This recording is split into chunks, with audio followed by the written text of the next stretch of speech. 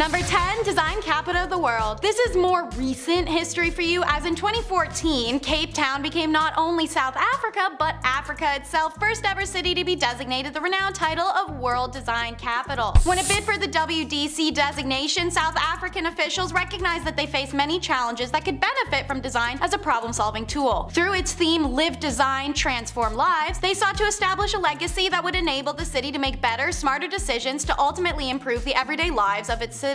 These included examples of public and private collaborations and innovations, urban planning and renewal, sustainable solutions for housing, agriculture, energy, and climate change, public sector responses to urbanization, and community building with social cohesion within struggling cities. This designation increases tourism and funding, and also boosts advertisement for travel in other countries. By using design as a tool for citizen engagement in 40 co-designed workshops covering 80 of the 111 wards of Cape Town, they took design inspiration for public art, park spaces, and local business districts. A total of 2,051 people participated in the workshops, meaning African citizens got to be hands-on with planning and see the execution of their community work together. We should take some inspiration from that here in North America. If the lion doesn't get you, they definitely will. Number 9 is the black mambas. Animal poaching is a huge issue in Africa as wealthy tourists ignore animal protection laws and their own safety and troop forward with heads full of blatant ignorance to kill endangered species such as rhinos, elephants, and more. Anti-poaching expeditions aren't new as a result. These groups go out and find poachers, who are both locals and tourists alike, to arrest and charge them before they do any harm. So, meet the black mamba. Rough and tough, what makes them unique is they are an all-women's ranger unit protecting the Balul Nature Reserve, South Africa. While park visitors are relaxing at Balul's many tourist attractions, the mambas are working hard in the background. They collect bushmeat snares, monitor camera traps, and keep watch for evidence of illegal activities such as poisoning or bushmeat kitchens. Alongside their patrols, the mambas run Bush Baby Environmental Education Program, which offers local school children weekly lessons about wildlife and conservation. It's all part of their plan to make poaching a thing of the past through education, inspiration, and food security. Before the black mambas were founded in 2013, poachers would enter the reserve regularly. We've reduced that by 89%, and we've received awards from conservation organizations in South Africa, the USA, and China, says Sergeant Cude Moholongo. Number 8 is the creation of Khaun City. This ancient Egyptian city, built in 1895 BC, is said to be the world's first ever planned city, rather than a group of inhabitants settling down and more joining the habitation or being birthed into it over time, which is usually the cause of unplanned expansion. No, Khaun City was different. Rectangular and walled, the city was divided into two parts. One part housed the wealthier inhabitants, such as scribes, officials, and foremen. The other part housed ordinary civilians, necessary for the economy. The streets of the western section, in particular, were straight, laid out on a grid, and crossed each other at right angles. A stone gutter over a half-meter wide ran down the center of every street, as functional sewers and restrooms, as you'll learn, were mastered by ancient African people. This is a unique thing to have claim over. Not the toilets, but the planned city thing. Houses were built of mud brick and had beamed flat mud roofs, open courts, and porticos, and also they had the earliest examples of supporting wooden columns. But the city was actually only a temporary site for the workers building the Alahun Pyramid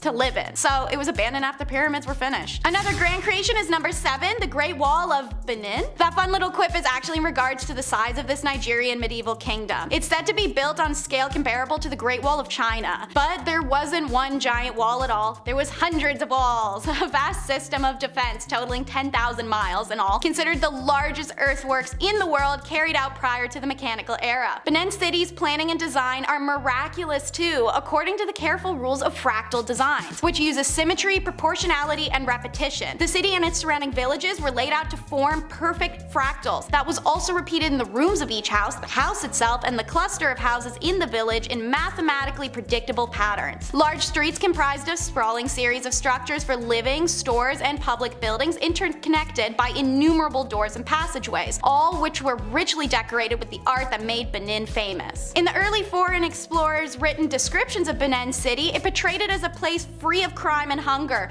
with large streets and houses kept clean, a city filled with courteous, honest people, and run by a centralized and highly sophisticated bureaucracy. Just remember that in the same year, an English professor described London, England as thievery, sex work, murder, bribery, and a thriving black market made by the medieval city ripe for exploitation. But man, did those Brits love to call everyone else primitive. Since we're discussing how revolutionary African cities are, number 6 is advanced construction for historic times. At least in comparison to the the European world. There are endless descriptions from visitors to some of these cities that spin tales of intense grandeur that seem almost impossible given the tools and slow progression of society at the time. But Africa wasn't slow, and that's what people don't seem to know, so let's run through some real-life documented examples. Chinese records of the 15th century AD note that Mogadishu had houses of 4 or 5 stories high. A comment verified by archaeologists, houses fully intact and still inhabitable today have been found in Old Dajin in Mali, several stories high, but also with underground rooms, staircases, and connecting halls. Sudan in the 9th century AD also had multi-level houses, also differing in spatial layouts and functioning water systems, and water heating systems for the kitchen and bathroom. A ruined mosque in the Kenyan city Gedi was found to have a water purifying system made of limestone, so as to recycle and filter their water. Multiple palaces found, such as Husuni Kabwa and Mount Fiora, have been found to have chandeliers, murals, swimming pools, and real glass windows. Fueled by oils, many of these cities also had street lighting alongside their citywide sewer and water systems. Had colonialists not blindly rampaged in like children, maybe they could have learned something that improved their societies and made them progress quicker, instead of just decimating others and everything being lost to time. Number 5 is gold and bling. Modern estimation says that South African gold mining was that of an epic scale. An estimated amount of gold ore mined from the entire region by the ancients exceeds 43 million tons. The ore yielded nearly 700 tons of pure gold, which today would be valued over $7.5 billion.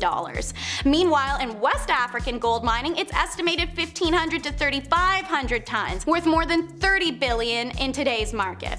So it comes as no surprise the African population used it like crazy. In 1324 AD, Malalian ruler Mansa Musa brought so much money with him to Egypt, his visit resulted in the collapse of gold prices, and it took 12 years for their economy to bounce back. A 16th century traveler visited Central African civilization of Kanam-Borno and commented that the emperor's cavalry had golden stirrups, spurs, bits, and buckles. Even the ruler's dogs had chains of the finest gold. In 1067 AD, the emperor of Ghana was said to have an almost identical setup, including a golden temple room. A Portuguese chronicler of 1600 AD Africa described the country's peoples as finely clad in many rich garments of gold, silk, and cotton, and the women with much gold and silver chains and bracelets, which they wear on their legs, stomachs, and arms, and many jeweled earrings in their ears. Even the famous palace of Mount Fiora is known for having gold chandeliers, outlines furniture, rafters, beams, decor pieces, and cutlery also made of gold. It's easy to say that gold has a high cultural significance to the people of Africa's past and present, so always be conscious, do your research, and don't appropriate. Let's talk the Lost Knocks, number 4 on the countdown.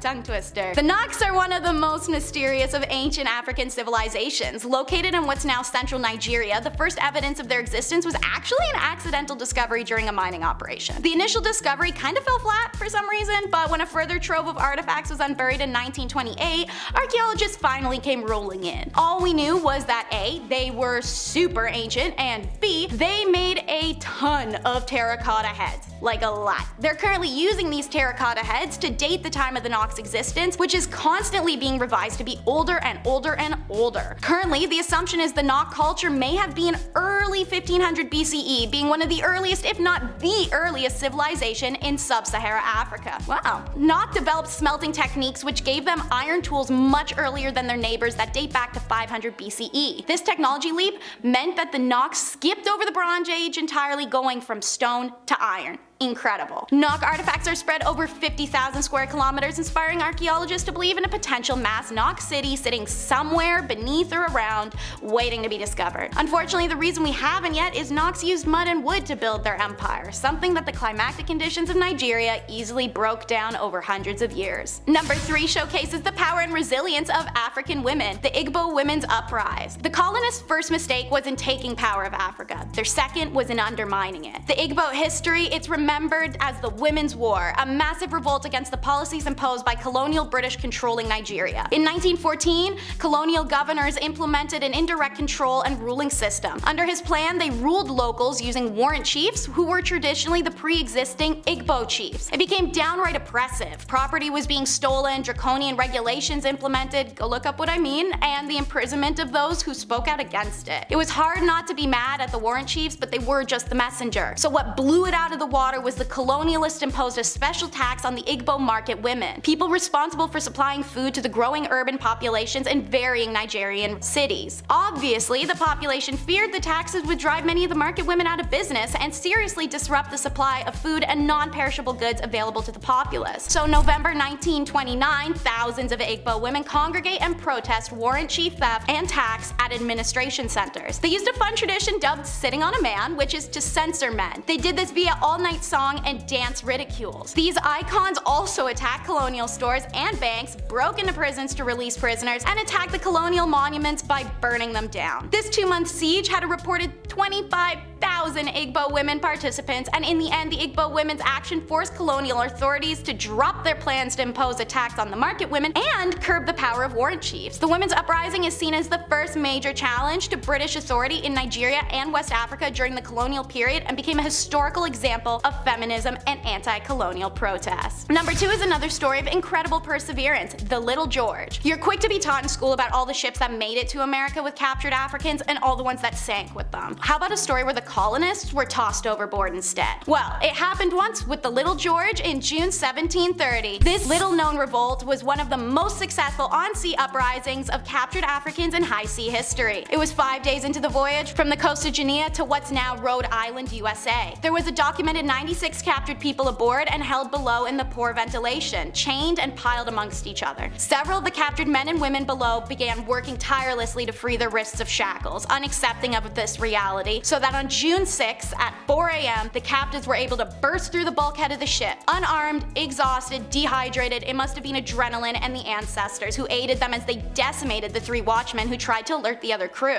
Using a homemade contraption of gunpowder in a glass bottle, other captives threatened to ignite it, something the rest of the crew would realize would blow a hole big enough to sink the ship. So the crew all surrendered. They doubted the Africans would be able, with no sailing or navigation experience, to use the ship and get back home and ultimately give up to them. No! These guys knew celestial mapping. They turned the ship around and sailed it back to the African continent, surviving off of the rations meant for the crew. It was their turn to starve anyway. After a few days, the Little George reached the mouth of Sierra Leone River, where the Africans and British crew abandoned the ship, leaving the Captain George Scott aboard. Number 1 is origin of man. You're hearing it here first, maybe, but the human race is of African origin. Now, it's important to divide the line. I am not referring to Neanderthals, but rather the subset of human that followed and is what we are now. Referred to as Homo sapiens sapien, remains found in Omo, Ethiopia are the oldest in the world, dating back to 230,000+ years old, and no older ones have yet to be found. They're titled Omo 1. The remains, they were originally thought to be from a later time period, using endless DNA testing and also the layering of volcanic ash, as well as debris over the remains through different periods, it helped us determine a much older age just last year in 2022. A New York Times article published in March of 1979 documented this discovery on the front page when it first happened, under the title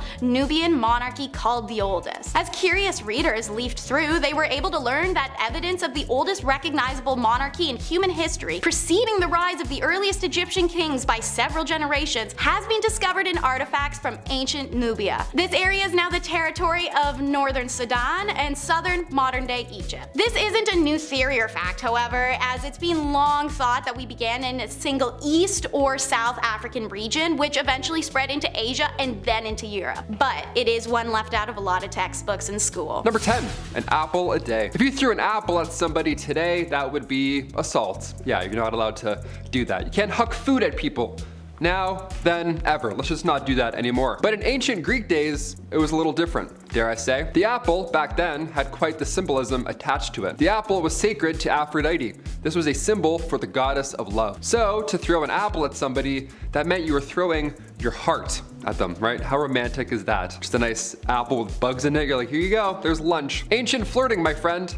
The more you know. Maybe those trees in The Wizard of Oz weren't mean. Maybe they weren't mean at all. Maybe they were just trying to express their love by throwing apples aggressively at everyone involved. Number 9, raining iguanas. Okay, we're immediately dipping back into the weird side of this list. Here we go. Back in 2018, this was wild. I read about this and I'll never forget. Lives rent-free right in my head. Florida got another odd headline. There you go, classic Florida. This time it was frozen iguanas falling from the skies. Yeah, how do you not pick up that paper, right? Florida got hit with a a massive snowfall, their first big one in 28 years. So these cold-blooded guys started to fall from suburban tree branches, right? They didn't see it coming at all. People were just walking to get groceries, and iguanas are freezing and falling off trees right in front of them. The craziest thing is that they're just paralyzed. They're not dead, obviously. So later, they would come back to life after they, de-thaw. Sounds so zombie-like when you say it like that. They're just lying there, and then all of a sudden they're like, what day is it? Was it a snowfall? Oh God. Winter has come. Number 8, the Philadelphia experiment. Okay, a little more darker. Let's do it. Perhaps one of the most bizarre tales when it comes to other dimensions. This one has credibility behind it. It pops up on my Reddit feed a lot, so I can't help but not talk about it. The 1943 Philadelphia experiment. This World War II conspiracy theory takes place on the USS Eldridge, this destroyer-class ship. So it wasn't small, it was quite large. A lot of people on board, a lot of heads, a lot of witnesses. And they were conducting on this ship these secret experiments in order to gain power over naval warfare, obviously at the time. Now, one of these experiments was to create this technology that makes the ship invisible on radar. That's the important note. It was supposed to be invisible on radar. But when the generators were fired up, the hull apparently lit up with this green and blue light. Then the ship itself actually disappeared. Invisible in real life, not just on radar. Boom, gone, just like that. It was then seen at a naval shipyard in Virginia before the same thing happened again, and then it appeared back in Philadelphia. Now this sounds a bit intense, but when you hear about the crew on board, it only gets worse. Some went mad after the dimensional dip, of course, while others had physical effects from this cosmic commute. Yeah, some haunting details in that one. Some body parts that got mixed up with... Yeah, I can't even talk about it. You get it. If you've seen the Cloverfield paradox, it's kind of like that. Some blooping and blipping, and then some arms getting stuck in some walls. There we go. Number 7, Ellen Shannon. Heading over to the late 1800s for this one. I gotta warn you, it's of course pretty dark. In 1870, we obviously didn't have the same safety requirements as we do today for anything, like at all. For example, if you wanted to read before bed, you didn't have a Kindle or an iPad. Hell, you didn't even have a nightlight, but you did have a kerosene lamp. Always coming in handy, those kerosene lamps. See, Ellen had used R.E. Danforth's non-reactive burning fluid. And dare I say, the obvious happened. The fluid reacted. Yeah, her tomb in Pennsylvania reads, in memory of Ellen Shannon, aged 26 years old, who was fatally burned March 21st, 1870, by the reaction of a lamp filled with R.E. Danforth's non-reactive burning fluid. Yeah, they just called him out right there, right in public on the actual tomb. I gotta say, I agree with that. That's cool. If some idiot's gonna cause your horrible demise, yeah, roast them. Let people know. Let people know who's responsible. That's like Twitter nowadays, you know what I mean? It's like, yeah, just so-and-so is an asshole. Send tweet. Boop. It's there forever. Number 6, military dolphins. Yep, I said military dolphins. Here we are, we're almost halfway through our list. We'll get a little more weird now. Iran has plenty of nuclear capabilities, but they also have trained dolphins now too, so good game, folks. Back in 2000, Iran bought this fleet of trained dolphins from Russia. Just Russians doing things. But they were trained, supposedly by the Soviet Union, to attack ships, and yes, you guessed it, attack people. We have Navy SEALs and military dolphins. Is this Aquaman 2? What's happening right now? Well, recently, and I mean that as in 2018 recent, satellite photos revealed a Russian naval base in Syria with pens that are commonly used for holding dolphins. Yeah, so these dolphins are active, perhaps, right now. That's so terrifying. Russia and the US have a fleet of trained dolphins to detect mines, but now Iran is also in the mix as well. So 3 powers in the dolphin game. What an odd standoff that would be in the water. They're all eating at each other. Number 5, Abel and Baker. Okay, we often remember Laika the space dog and her 103-minute cosmic journey aboard Sputnik 2. But does anybody remember Abel and Baker? Why don't we talk about these two enough? This was the American version of Laika. This was less than 2 years right after that. It was May 28th, 1959. The United States launched 2 female primates. They launched Abel and Baker into space. This mission only lasted 15 minutes and they both safely returned back home. That's wild to me. The monkeys weren't injured from the cosmic commute at all. A radio message came in shortly right after they splashed down in the Atlantic, and the message said, no injuries or other difficulties. Thank the Lord, we love that. Abel and Baker, perfect, as they said. I don't think we can blast any more primates into space going 10,000 miles an hour anymore, but it's wild to me that we did this ever. This is insane. A human had to strap in a chimp into a rocket ship and be like, all right, see ya. And then, That's insane. Grown adults had to do that. That's insane. Abel sadly passed away shortly after the flight. Nothing to do with the actual flight itself, just timing. Meanwhile, Baker, she got famous. She was getting 150 fan letters a day. Imagine if she had Twitter. Oh, be wild. These ladies are icons. Never mind Laka, okay? Hit that thumbs up for Abel and then subscribe for Baker. They went in space. That's crazy. Number 4, asteroid redirection. Speaking of space, this one has Michael Bay written all over it. I can't wait. I'm pretty excited for this project. I can't even catch a baseball with my hands. You're telling me NASA is gonna catch an asteroid hurling through space? This is the future. We've arrived. NASA landing on an asteroid is one thing. Sure, that's, you know, a Michael Bay movie. But their asteroid redirection mission, that's a whole nother level. This coming Monday, as in like 4 days from now, I don't know, NASA is gonna broadcast its first attempt to modify the orbit of an asteroid, hurling through space. This is real life. And before you start to panic, no, there's no way any debris can hit the Earth after said test. But if an asteroid was coming for Earth, well, now we have a backup plan to hopefully, ideally, save the human race and the planet. That would be helpful. That's always handy. The planetary defense team is using a craft called DART, just sending a dart out there. You got a dart? Awesome. Double asteroid redirection test, DART, which will ideally target the asteroid Dimorphos and then altering its orbit. And we can tune in live to watch the whole thing on Monday, because that's where we're at in the future. We can just tune in live and watch Jake Paul fight someone or watch an asteroid get blasted off of its course. How are you spending your afternoon this Monday? Number 3, mass extinctions. Are we part of the 6th extinction? I mean, we're talking about asteroids getting blasted away from Earth. It kind of feels like it. It kind of feels like something's nearing us. It's happening right now, isn't it? We lose thousands of species every year. And when looking in the past, sure, asteroids and ice ages, they've all caused these massive extinction level events, of course. But after humans invented the wheel and discovered fire and, you know, became the worst things ever to exist, things started to change naturally. In the 1800s, industrialization drove up extinction rates and continues to do so, obviously. We're not helping the planet by any means. And according to Elizabeth Colbert, across the world, scientists every day are monitoring what could be the largest extinction event since the dinosaurs. Right now. It's happening right now. The way human beings interact with the environment and affect biodiversity, it could be more deadly than an asteroid hitting the Earth. That's a fun, scary fact. Okay. With an ever-climbing list of endangered species, Colbert and the world ask the question, is it too late to change it? Kind of feels like it's too late. Okay, let's move on to something a little more lighter so we don't feel like complete trash. Deal? Deal. Number 2, relaxative. Okay, so right off the bat, the Victorian era was a little messy. I'm sure you figured this out by now, but these messy illnesses were putting a lot of pressure on medical practitioners back in the Victorian day, so they were desperate for new treatments. Sometimes I laugh at Victorian medical treatments, but they tried. And they also achieved many medical breakthroughs, one that I saved for number 1. But when it came to handling chickenpox in the Victorian era, that wasn't our finest hour. No, we didn't figure that one out, I don't think, right off the bat. Chickenpox in the Victorian era was being treated by using laxatives. Yeah, just let that sink in for a second. I have chickenpox. What should I do, doc? Just go take a shit. Or 6, I don't know, might help. Yeah, folks would slam some castor oil and then, ready for this? They would get even more sick. Yeah, who would have thought, right? You thought you were uncomfortable before. Well, not even close. Not every answer was a solution in the Victorian era.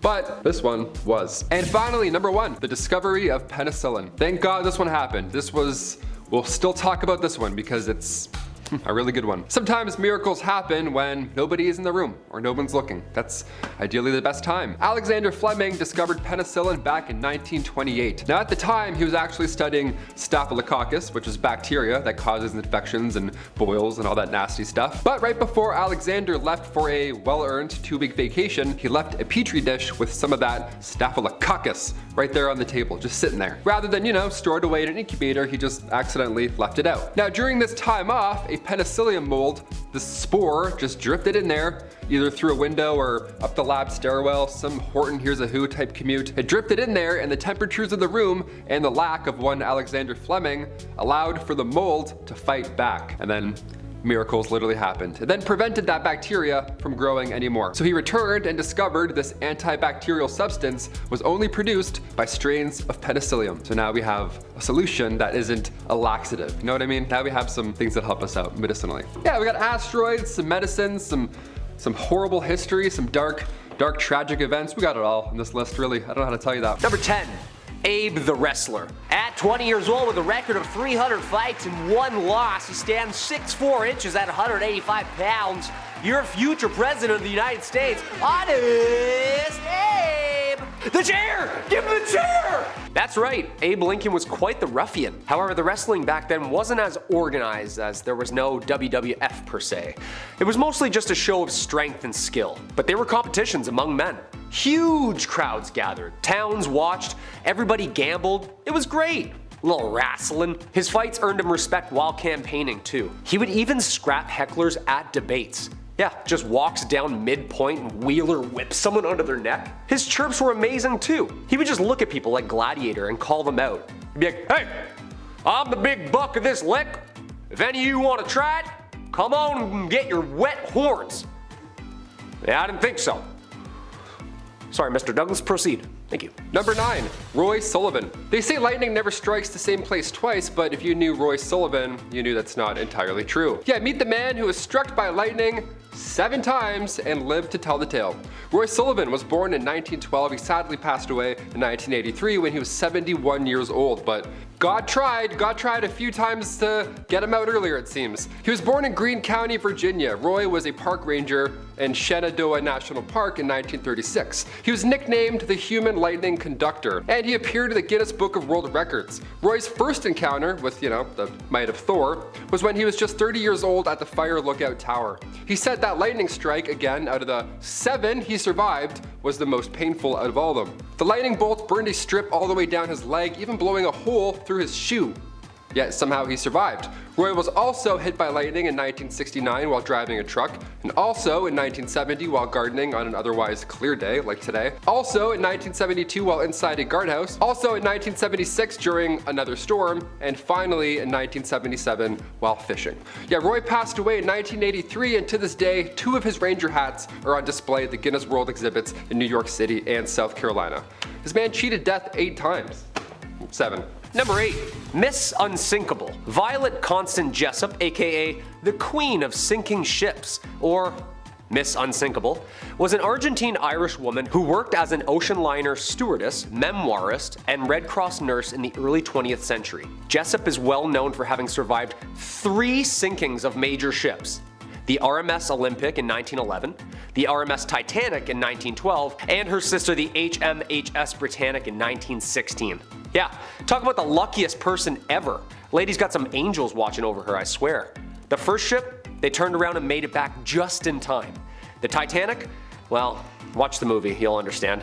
And then the third ship, it must have just felt personal by that point. Really? Not to mention barely surviving tuberculosis as a child. This woman is truly a saint. Returning to work after all those accidents, dedicating her entire life to the Red Cross, trying to save others. Sadly, she passed away at 83. Number 7, Lost at Sea.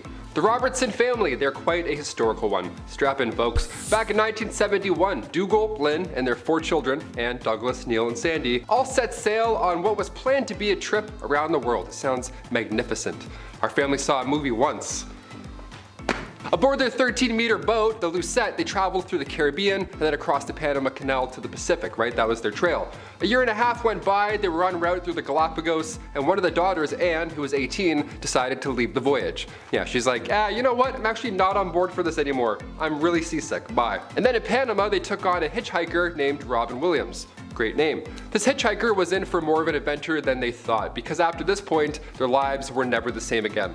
West of the Galapagos Islands, a pod of killer whales struck the boat. Wood then began to crack and the boat subsequently started to sink. They all moved to the inflatable life raft, but after 16 days of using their own breath to keep inflating it over and over 24/7, the 6 of them were sadly forced to relocate into an even smaller dinghy. Then they somehow survived for 38 days at sea, while sailing towards the center of the Pacific with no goal in mind other than to survive. All they had to drink was some water left over from the Lucette, with sea turtles being their only diet. Yeah, save the turtles, unless of course you're stranded at sea. Then in that case, sorry to 52 of you. Finally, after 38 days, they were spotted by a passing Japanese fishing boat, and then thankfully they were rescued. Number 6, Mad Jack Churchill. No, not that Churchill, but equally as British and even bolder. Mad Jack Churchill, aka John Malcolm Thorpe Fleming Churchill was a British Army officer who fought in the Second World War with a longbow, bagpipes, and a Scottish broadsword. Dude, this guy lived a life. Was in like every war. Trained people how to fight and how to parachute. This guy was fighting machine guns with a bow and a sword. And was at like the front of the lines, leading them. Taunting people, playing the bagpipes. You know how intimidating that is? How is there not like 15 movies about this guy? Not only did he thrive in the rough stuff, Guy revolutionized surfing. He was also pissed the Americans dropped some nukes. He wanted to keep fighting, you know? Like imagine that pep talk. Alright lads, I'm gonna play a wee jingle here first and then I'm gonna go out, take this sword, and I'm gonna start swinging. Alright? Good luck. Number 5. Fake France. Towards the end of World War I, Paris was tired of, seeing their city of love get blown to smithereens, as one would. So they figured, you know what? Let's try and fool those Germans, right? Let's try and do some trickery. Let's just build a fake Paris and then shut out all the lights. And it worked. Yeah, they psyched them out. They created a decoy, a very large decoy. The life-size stunt double was posted up only a few miles west of the actual city in order to protect it. This tiny town called Masons Lafayette, now of course it's looking a lot more full than it was when it was, a hollow shell of a fake town. Now it's a tourist area. There were once 3 different zones set up around the real Paris. Zone A was northeast of the city, had fake train stations, mimicked a suburban region of St. Denis, but it had a big fake Gare du Nord train station, right? That was the main pull. Like, hey, come on, we're looking nice and hopeful, come attack us, and it worked. Zone B, northwest of the city, that was Masons Lafayette, the main fake Paris, right? And Zone C was the industrial area, just east of the city. They had massive factories built with, obviously nothing inside of them. This sounds pretty Home Alone when you think of it, but these missions only happening overnight, creating a light show with some big fancy props isn't a bad idea. It's gonna save a lot of lives and money. Lights were carefully spaced out so it looked like a breathing city from above, and they fell for it, for some of the time. They Looney Tuned the Germans, and it worked. They're like, yeah, it's Paris. Hit that really fast, it's good. Number 4. Space junk. In 1961, John Glenn would become the first astronaut to successfully orbit in space. He lapped the Earth a couple times with the help of Friendship 7, NASA's command mission pushing ever closer and closer to the moon. While in space, Glenn and fellow crew noticed tiny gold particles that shone like fireflies. Quote, this is Friendship 7, try to describe what I'm seeing up here. It's a big mass of some very small particles that are brilliantly lit up like they're luminescent. I never saw anything like it. They're round a little, they're coming out of the capsule, and they just look like stars, a whole shower of them coming over. They had come to the conclusion it was liquid from inside the capsule and the suits leaking out. And that liquid was urine. Not aliens, not fireflies, not disintegrating ship, frozen pee-pee. Yeah, guess drinking all that Tang all day. Glenn flew on Discovery in 1998 and became, at age 77, the oldest person to fly in space. At the time. Damn Shatner. Number 3, Project MDXX. If you've seen Project X, this one's gonna ring a bell or two. About 500 years ago, yep, you missed it, in 1520, for 2.5 weeks in June, both England's King Henry VIII and Francis I, 2 of the greatest monarchs in Renaissance Europe, they both threw a joint birthday party that lasted 18 days, and it only cost about $19 million by today's standards. Nice. I went mini putting for my 8th birthday. That's why I called it Project MDXX. The numerals in the year, yeah, you get it, not bad. Not only was this a chance for them to celebrate their friendship, but it was also a chance for them to try and outdo one another and continue to show off. So for this huge bash, for starters, around 12,000 people showed up and gathered in the fields of the northern tip of what is now France. All tents, costumes, decorations were all gold embellished. Guests were fed 29,000 fish, 98,000 eggs, 6,400 birds, 2,200 sheep, and 216,000 gallons of wine just to wash all that clout down. On top of that, there were jousts, wrestling matches, elaborate mask parties. I have FOMO just talking about it right now. The 2 kings both wanted to outdo each other, but there were rules put in place beforehand. These kings could not compete with one another during the celebrations, right? So instead they tried to outspend each other in a nice way. They're like, oh yes, look at all of my gold. No, look at all my gold. We love blowing all of our resources in 2.5 weeks. Nice. Looking good, guys. Keep it up. Number 2, Olympic arts. In the early 20th century, the Olympics were getting creative, literally. Hundreds of years of blood, sport, and victorious games, and people were looking for some new events. 1912 Summer Olympics, they decided to add official awarded medals for painting, sculpture, architecture, literature, and music. Alright. One rule though, they had to be of Olympic sport nature. Paintings of people boxing, sculptures of people whipping discs around, and of course a couple doodles of some dudes playing rugby. Which won Gene Jacoby 2 gold medals. Of course, these were Olympic grade pieces of art, so you know they were the best of the best. Of course, you could compete in both sport and art.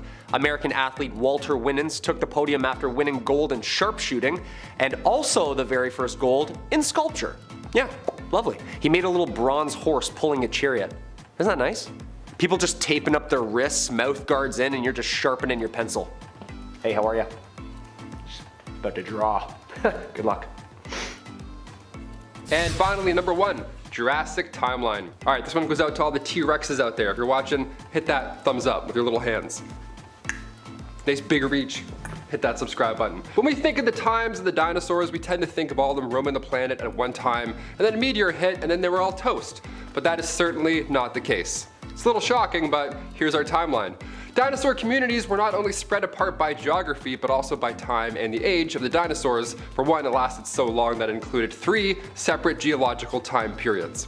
It's a long time. Fun fact, there is more time separating the Tyrannosaurus rex from the Stegosaurus than there is separating the Tyrannosaurus rex from humans. Yeah, that's how long ago dinosaurs have been kicking, or not kicking rather, you know what I mean? We can't comprehend this time. Like, this is so far away, it doesn't even make sense. We think of the ancient Egyptians, we're like, oh, that's, I don't know. Dinosaurs? Stegosaurus, you know those herbivores with the plates on their back and the spiky tails? They always do this and take out your cars, whatever. Jurassic World, I've seen it.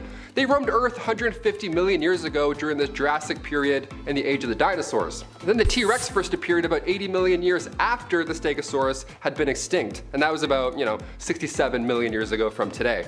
This means that while 80 million years separated those two, there's only 67 million years that separate us from a T-Rex. Crazy fact. Hit that thumbs up. Kicking off our list at number 10, the Field of the Cloth of Gold. Way too many words right off the hop. In 1520, King Henry VIII of England, he hosted a lavish birthday celebration for, well, himself, of course, he's a king, obviously, for himself, and a diplomatic summit with King Francis I of France. 2 kings, 1 epic party. Here we go. The event took place in France and included elaborate feasts, jousting tournaments, okay, that's pretty distracting, and displays of wealth and power by both monarchs on both sides. Now, the summit aimed to strengthen the alliance between both England and France, of course, with the fun jousting happening in the corner. Again, so distracting at a banquet. But ultimately, it did little to resolve their long-standing conflicts. The Field of the Cloth of Gold is remembered as one of the most extravagant events of the Renaissance period, with each monarch trying to one-up the other the entire time. It turned into an absolute joke. One king would serve dolphin, and the other king would come and serve swan. It was a lavish cook-off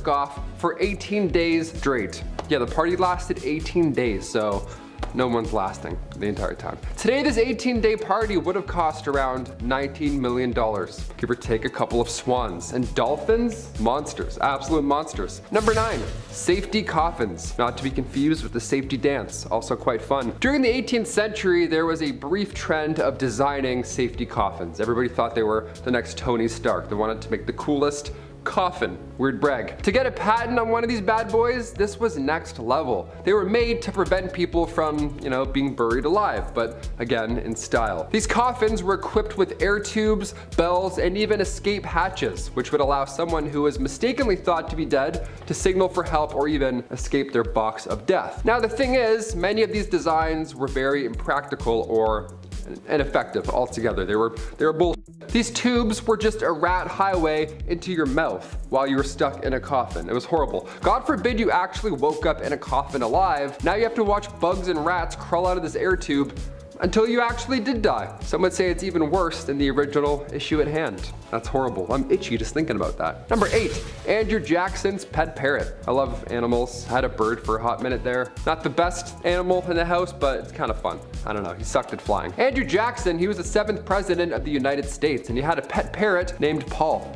Pet parrot named Paul. There we go. It's a alliteration for my theater kids over at home there. The bird became famous for its foul language, which it had picked up from its owner, of course. Now, when Jackson died in 1845, his funeral was held in Tennessee. Now, Paul, the parrot, the loyal parrot, mind I remind you. He was present at the funeral and was reportedly making so much noise that it disrupted the proceedings. Now, according to the legend, Pole was eventually removed from the funeral after swearing loudly. They're like, yeah, get your little parrot feet, get out of here, fly, shoo. That's pretty amazing. A parrot getting kicked out for swearing, it sounds made up, but hopefully that one's true. That would break the tension for sure. I don't know. I can't help but get the giggles every time I'm at a funeral. I can't help it. Some historians believe this story was made up just to stain the president's history, but either way, I like it. I like to imagine a parrot being escorted out of a funeral, just like this, nice and calm, and then one brief let go at the end there. That's how you let go of a bird. You gotta go slow, and then there's that one moment of like, like you have to do it, no turning back.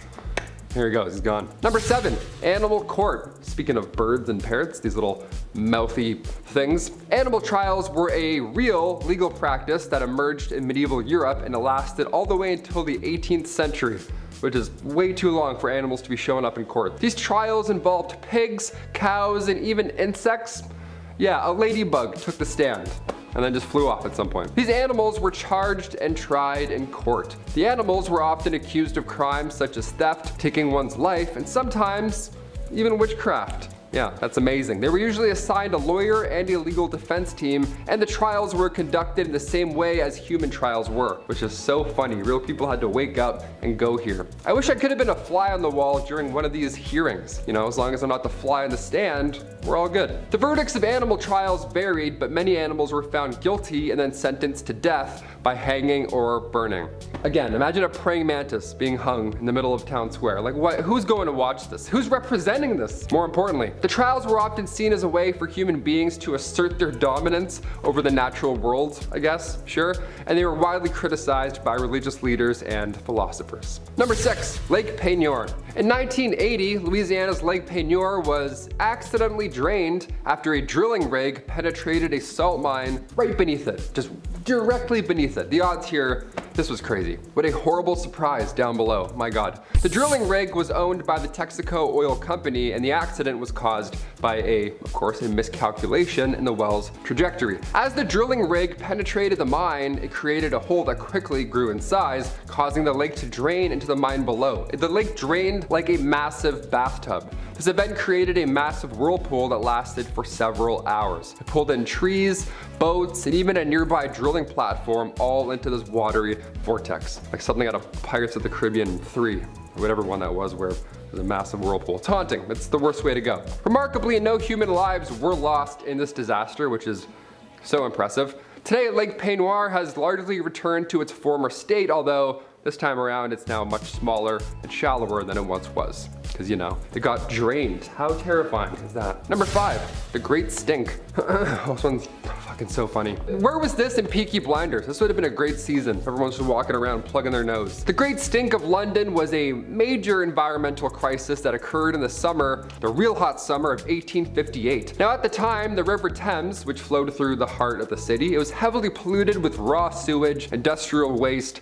human shit, animal shit, so much shit. Pretty much everything and all horrible things you can imagine, all in this flowing hot soup of garbage. The hot summer weather made the problem 1,000 times worse, and it caused the river to emit a putrid odor that covered the entire city. It was just a blanket of stink and depression. The stench was so overwhelming that it disrupted business. It caused widespread illness and even forced Parliament to suspend its sessions. Yeah, it was so stinky, even Parliament's like, ew, no, we'll just talk later. Just go home. Everyone stop. The crisis prompted widespread public outcry, I would hope, and ultimately led to the construction of a new sewer system for the entire city. Thank God. I was really hoping for some sort of solution there. The new system was completed in the 1870s and dramatically improved public health in London by reducing the incidence of waterborne diseases such as cholera. Yeah, get rid of that, clean some things up. Yeah, maybe it'll help. It took 10 years to fix the sewage. How brutal is that? My God, 10 years. Number 4, closer to the heart. Oh, this is so fucked up. Back in 1822, the poet Mary Shelley, the author of Frankenstein, OG writer, here we go. Well, one of her deep dark secrets was accidentally discovered. I would be haunted by this one if I found this. After the death of her husband, very sad, of course, yes, Mary kept his heart in a silk shroud in her desk. Like his actual real life heart, just wrapped up, little piece of him just tucked in that third shelf down. Just slam it shut, and there we go. The exact reason for this unusual act is not clear, but it's believed that Mary was deeply devoted to her husband and wanted to keep a part of him with her at all times. Or again, 3 cupboards down, just slammed in the back next to the Crayolas. The heart was eventually discovered by Shelley's son, who removed it from the desk, thank God, and then buried it with his father's body, away from the desk, like outside in the ground, something kind of normal. Again, being a fly on that wall, what does that conversation sound like? The son's like, hey, found something, I don't know, let's talk about it. Number 3, the Battle of Los Angeles. Seeing as the Pentagon had another leak recently, it's always fun when they leak stuff, let's talk about the biggest false alarm ever. Or was it? The Battle of Los Angeles, otherwise known as the Great Los Angeles Air Raid, it happened during World War II, right at the end of February 1942. This event, first of all, it took place only a few months after the Pearl Harbor attacks, so everybody was obviously, immensely stressed out, to say the least. Something like 25 enemy aircraft was spotted flying over Los Angeles in the late hours of February 24th. So at that point, appropriately, air raids blasted off. Blackouts were then put in effect. This was not a drill. Or was it? We don't really know yet. Artillery fire, machine guns, anti-aircraft shells, all blasted off, shot pointed somewhere in the sky, hopefully to hit something. In total, around 1,400 shells were shot off. 2 people had heart attacks because of the noise. 5 people died in total from this retaliation, and it was all apparently a false alarm. A press conference was held by the Secretary of the Navy, Frank Knox, and he called the incident war nerves, and that there was nothing actually flying above. Although now we think it was UFOs, so I don't know. What do you guys think it was? Nothing? You think it was UFOs? Do you think it was just war nerves? I think it was probably nothing. It was just nothing. Number 2, the Battle of the Stray Dog. Oh, love animals. Love when they just cause battles. That's great. The Battle of the Stray Dog was a bizarre incident that occurred in 1925 between Greece and Bulgaria. Now, it began when a Greek soldier was chasing a stray dog and he accidentally crossed the border just a little too far to the left. He crossed the border into Bulgaria, leading to a heated confrontation with Bulgarian troops. Now, the incident quickly escalated into this full-blown battle, again, with this dog standing in the middle, not knowing what it's caused, with artillery fire and thousands of troops on both sides running at each other. Now, the conflict lasted for several days before a ceasefire was eventually declared. Now, although relatively minor in the grand scheme of things, the Battle of the Stray Dog highlights the complex and often volatile nature of geopolitical tensions and the unpredictable events that can lead to armed conflicts, like say, I don't know, a stray dog being anywhere at the wrong time. So by the time the International Committee negotiated a ceasefire to clear up this obvious misunderstanding, 50 people had already lost their lives. So keep those leashes on, folks. Dog parks only, I guess. And finally, number 1, the dancing plague. This is the funniest thing ever. I'll talk about this until I go out, honestly. July 1518, one of the most bizarre events in medieval history went down. And it's horrible, but humans did not help this cause. Humans were just the worst here. The town of Strasbourg was calm, cool, and collect one summer back in 1518 until out of nowhere one woman began to dance uncontrollably in the streets. Others soon joined her and eventually there were over 400 people dancing the days away. Now it's really tragic here because this was not a good time. A good amount of people here lost their lives due to exhaustion alone. Like, it sounds like a fun thing. We think back to it, it's like, oh, the dancing plague. People started playing music. The authorities tried their best to help the situation, so they paid for musicians to perform for them while they were convulsing in the street. Again, not helpful here, guys. We need some medicine, maybe something else is going on. We don't need a guy with a banjo to come up and liven up the streets while 40 people are having seizures. Not really gonna help. This happened a few times in Europe as well, a few dancing plagues between the 14th and the 17th centuries, and we still don't know exactly what happened here. All we do know is that it was some sort of illness and that it was not like Step Up. It wasn't a dance circle, it wasn't cool, it wasn't sick, all right? We don't need a guy playing guitar. This was bad. This was like a sickness. Number 10, Ragnarok. I don't want to set the world on fire. I just want to start a flame in your heart. Yes, the end of times. It's all over. So long as I'm here for your entertainment, everything is going to be okay. Ragnarok is the prediction of end times. All ancient civilizations did this. Maybe we just like talking about it. Maybe we just like thinking we're all doomed. Maybe we're just all a little emo. Who knows? I don't know. Ragnarok is slightly different from other world-ending predictions, as instead of one event, it's a series of events that signals the beginning of the end times. As a gamer, it was kind of like watching Call of Duty fall off. Things were great in Black Ops 2. Things were good. Lots of good maps, fun weapons, perks. It was great. But then they added jetpacks, and you knew it was the beginning of the end. A good thing we never get close to that in real life though, right? Everything's fine. It's good right now, it's good. Number 9, Boulder. If you know your myths and your ancient stories, then you know that there's some stories that are very different from culture to culture. However, there's also a lot of similarities. The story of Boulder is both. Very similar to Achilles, that is. A dude has been given the gift of invulnerability. I am invincible. Pretty sick. Achilles had a weakness. It was his heel. And Boulder, well, it was a mistletoe. Every guy has his weakness, but yeah, it was a mistletoe. And Loki made a dart out of it, and then the dart got thrown at him, and then everyone was sad. It was kind of a mess, and yada yada. I'm sure this won't have any effect in our world. Why is the ground shaking? Number 8, Loki. Lord of the Tricks, the god of mischief. Everyone knows who Loki is, most likely due to some very successful superhero movies in the last few years. But the same may know him regardless, known for many tricks and evil deeds. His best trick, or whatever you want to call it, was his shape-shifting. Loki has the ability to transform into any creature and any gender. And for the people who don't have the ability to see through these tricks, it often leads to a lot of misfortune. Like previously mentioned with Balder. The dude was up to a lot of bad stuff. Bad stuff. Now he's a superhero, or supervillain actually. Number 7, Yggdrasil. Yggdrasil is the immense and central anchor that is the Norse worlds, surrounded by the 9 worlds, that is, where the gods often meet to talk about god stuff, which is really important, deliberating and all that fun stuff. The tree shares a connection with that of trees in Germanic paganism, culturally speaking, at least. I mean, come on, you can't blame them. There is something powerful about a large stoic tree that has connections and ties to all the realms. It's almost like they knew how important trees were all the way back then. Kind of needed them to breathe. And for a guy with asthma, that's that's pretty important. I gotta breathe. Do I go up a flight of stairs and I'm just I don't even smoke either. Number 6, Thor's hammer. Probably the most recognizable piece of Norse mythology is Thor's thick and heavy hammer. Yes, that was an innuendo. It's a big one. Loki had been getting up to no good, as per usual, no surprise there, and decided to play some more tricks. These tricks got him into some trouble, so he then thought he'd make it up by playing more tricks on the master smiths, the dwarves. Not really a good thought process there. A competition was put in place to see who could make the best gifts for the gods. After a lot of gold and a boat that could fit in your pocket, everyone else was kind of just feeling meh, nothing special. However, that was until the reveal of Thor's hammer, Mjolnir. Nice. That had the crowds oohing and awing. A hammer that would never shatter, always hit its mark, and return to Thor when thrown. Now, that's a pretty good hammer. Number 5, Holder. Okay, picture this. You're walking through a forest in Norse mythology. Nice. Doing as you do. Boy, what a nice forest this is, you say to yourself. I sure am grateful for the Tree of Life and Odin and all that stuff I have because of the such nice things because I pray to them. Don't hurt me. When all of a sudden you spot a lady in the woods and hubba, she's gorgeous. She lures you in. She thinks you're handsome and doesn't care about your receding hairline, beer belly, and the big toenail that you should have got checked by a doctor months ago. I'm calling a lot of people out there. She wants you to marry her. Sounds too good to be true, right? Guys, come on, you know what I'm talking about.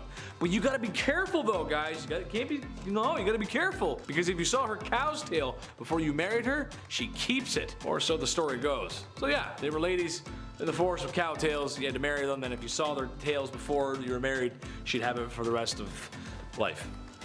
Makes sense. Sure. Number 4, elves. Elves. Everyone loves elves, especially that movie Elf. Everyone loves that one. It's like it became an instant Christmas classic. Crazy. The population of elves seems to significantly increase when there's a fan expo in town. Go figure. Elves in Norse mythology represent a small divine figure, similar to the dwarves. They are creators of valuables and smithers, and had their strong place in mythology. And for some reason, when the elves were no longer needed in the land of Vikings and Mead, they went to go work for a fat man in a red coat in the North Pole. And before you even ask, yes, even Father Christmas has his roots in Norse mythology. And yes, before you ask, I know him personally, and I will be telling him who's naughty and nice this year. Christmas might be far away, but I'm watching. Ooh, we're watching. Don't you worry, me and Santa Claus. Ooh.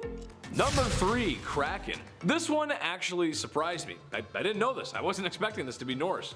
But yeah, the Kraken. In a nutshell, the Kraken is a huge octopus or squid-like creature that preys on the poor and doomed sailors who dare cross its path. Now, I'm sure a lot of you fear the deep water because, well, you can't see the bottom of it, and I think that's a rational fear. The reason for that, of course, is because you don't know what's big chillin' at the bottom of that water. The answer? It's the Kraken. That's horrifying. Using its large tentacles, it wraps itself around ships and brings them down to Davy Jones' locker. Or at least that's what happened in Pirates of the Caribbean. That's how I get my knowledge. In some Norse tales, the Kraken is as big as an island. Yeah, if you see an octopus just as big as an island, just turn the boat around at that point. There ain't nothing on the boat that's gonna deal with that business. Just turn it around. Turn the boat around. We're out of here. We're leaving. Just walk it off. Number 2, Droger. Okay, let me paint a picture for you. It's a late summer night in 2011. You're a couple inches too deep into your favorite couch. A calming music plays as you traverse the lands of Skyrim. You come across a door and begin to explore. What untold riches you will find in this dungeon, except the first thing to greet you is an undead creature with pale gray flesh and eyes that glow blue like the sea. It charges you with a sword and gives off a grunt that sounds like your dad choking at an all-you-can-eat buffet. You slay the beast and try to read its name. Droger? There's no vowel there, Droger. You've unlocked a new ability. Dyslexia. Okay, so maybe that was my story, but the Drogers are the focus here. Skyrim is heavily influenced by Norse mythology. Droger is one of those things. They were undead creatures that would protect the tombs and graves from looters, as a lot of the warriors at the time were buried with such valuables. And yes, when I go into dungeons, I tip over everything. The pots, the wall, I check everything, gotta check everything. Number 1, Valkyries. Oh yes, the beautiful Valkyries. For such a gorgeous image, they have a rather grim job. Whenever someone falls in battle, it's up to these ladies to guide them to the afterlife. In a way, they're kind of like battle angels. It literally translates to chooser of the slain. I hope you folks have been praying towards Odin, otherwise you won't be able to make it to Valhalla, which is bad, because that's where all the good little Viking men and women go. You want to go there, so they can be with their ancestors and eat and drink meat all day, and you want that. I know you do. Number 10, Queen Victoria's passing. Some say it ended the Victorian era, but it actually kind of extended a little while past that. She was the longest reigning queen at the time and a symbol of Great Britain's power. She also wasn't the nicest. She oversaw the conquering of India, which pretty bad. The Special Flower Wars in China, which saw China give 5 of its major cities to the British Empire, including Hong Kong, which kind of an awkward one there too. So yeah, her passing was sad for most, but for others, especially foreign nations, it was a reminder that their brutal overseers are still there and they're probably still gonna rule for another like 70 years. Oof. Number 9, World War I. This is considered to be the end of the Victorian era, and it makes sense, especially the first half of the war. It was a mixture of old world versus new world, horses and cavalry swords versus Germans in trenches with large rapid fire blam blams. In Great Britain and of course other European nations, they were foaming at the mouth to attack each other. However, culturally speaking, they were the same since Victoria had passed. Not much had changed. However, after her passing, and of course after the war, big changes, huge changes, so much so that it changed the world and in different ways in different countries. We need a whole list to go over that, but empires fell, America got rich, and they went back fighting shortly 20 years later. It was kind of awkward. Number 8, stiff photographs. For some strange reason, people in the Victoria era were like the grandfathers of all goth kids. Any obsession people have today with the strange and unnatural, well, you can partially thank the Victorians. A good example of their obsession with the weird and oddities is post-mortem photographs. Yikes, yes. Given that photographs were a new and amazing technology, and for the time, yeah, they were, and that people had some less than living relatives lying about, well, it only made sense to capture their memory forever by having their picture taken. Dressed up, prepared, and positioned in many different ways just to bring the mantle by the fireplace together, as what would a home be without the post-mortem photographs of your old Aunt Burge? Am I right or am I right? It's weird, I don't know. Number 7, grave robbing. If ladies of the evening and cold-blooded de-lifing have always been a part of life, then so was grave robbing. The second someone was buried with anything valuable, there's been a creepier person on standby with a shovel. That's just how it goes. Poor Dompe from Zelda. Guy gets a bad rap. This was no different in Victorian times. However, while digging up corpses for baubles and trinkets was certainly done, there was a far more lucrative business, especially for those in the mad scientist business. Sorry. People were paid under the coroner's table to dig up cadavers and retrieve them for doctors and medical professionals to conduct all sorts of freaky deaky stuff. Mostly just to learn, but you can be sure someone got a little weird with it. We always do. We always take it too far. Number 6, Christmas fire. One of the things my mama always taught me was fire safety. My dad taught me how to deal with a bonfire after 10 beer, but well, mom's lesson was safer. Never leave the stove unattended. Put candles out when you're done and know your fire escape plan. You gotta know it, you never know. While this event may seem like a wholesome family fun on the holidays, I get anxiety just thinking about it. In Victorian times, families would play a game at Christmas called Snapdragon. You get a large dish or bowl or cauldron, I guess, large enough for everyone to gather around the table and fill it with a whole bottle of brandy. Then pour in some dates and large raisins. Then ignite said brandy ablaze and try to grab the blue flaming dates without getting burned. Folks, this is a time before modern firefighting techniques, burn medicine, and houses are just really close together. So one good fire could take down a whole block, maybe a city. Not a good idea, don't do this, don't recommend. Look, Mom, I got the flaming raisin. Now the curtains are on fire. Wow! Number 5, the potato famine. Potatoes have been a staple of many cultures' cuisines for centuries, partially because of their ruggedness, easy to grow attitude, and not only filling, but very delicious. Ooh, let me some fries. Good box of hot fries and some salt, baby. Let's go. Well, 1845 Ireland was a wee bit different as a fungus outbreak was taking hold of the mighty potato harvest all over the country, thus creating a large famine that would see 1 million people or more perish in a large famine.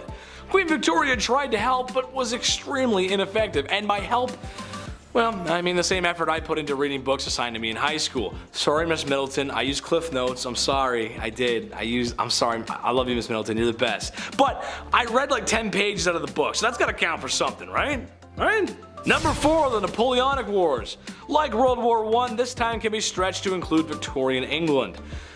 Why is this event so dark? Well, because Napoleon wasn't going to stop. France had recently discovered what freedom was, and sacre bleu, it tastes amazing! And they overthrew their government. Napoleon surprised everyone by being an amazing general. Dude took on multiple nations at once, and won multiple times. It's extremely impressive. However, in a classic case of went to his head, he became the leader of France and declared himself the first consul of France, or emperor in other terms, and started stripping away rights, especially from women, which sucks, like a construction worker who kicks off his boots at 5 p.m. I know you're out there, you just kick them off. Just get rid of them, those boots, they're stinking.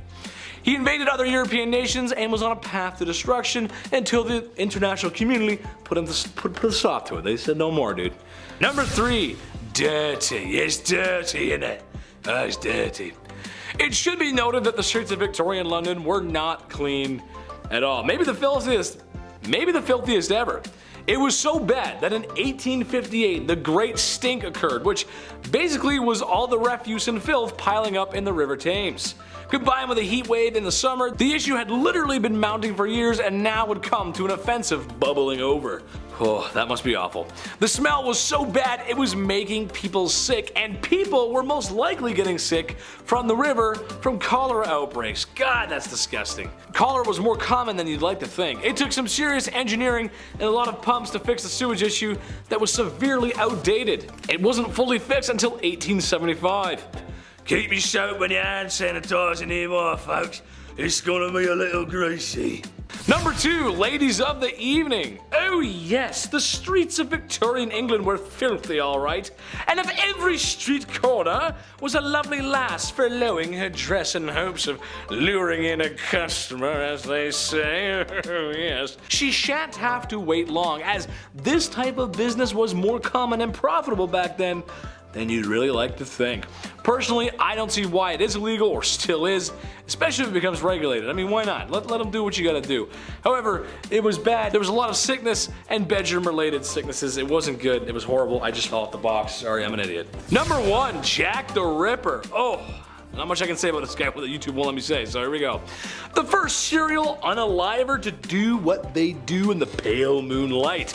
The streets of Victoria and London were crowded, dirty, like I said, and oftentimes chaotic, so for a true psychopath like Jack to exist only makes sense. He was kind of a ghost. He was responsible for the passing of several women who worked the streets and, well, they were really violent crimes. We can't show you, but we'll show you a picture of Jack in a cloak or something, maybe in the moonlight or something like that. The worst part is he was never caught, like ever. We never got him. Or he was a she, or he was multiple people. We just don't know. There's many theories, but because of technology at the time and crime solving things, we didn't get him. Number 10, Titanic. I cannot conceive of any vital disaster happening to this vessel. Modern shipbuilding has gone beyond that. That was a quote from E.J. Smith. Who was that, you may ask? None other than the excellent Navy expert who was the captain of the Titanic. Oof. It would be very funny if not so ironic, or maybe that's where the humor is. Regardless, the Titanic was a headline in the news even before it got wet in the ocean. The largest luxurious vessel ever constructed until now, and it was unsinkable. I don't know about that. What modern times we live in where ships no longer sink? What modern times we live in where ships no longer sink? Well, if you've ever seen Leo smooch Kate Winslet in the back of your grandpa's car, then you know how well that went.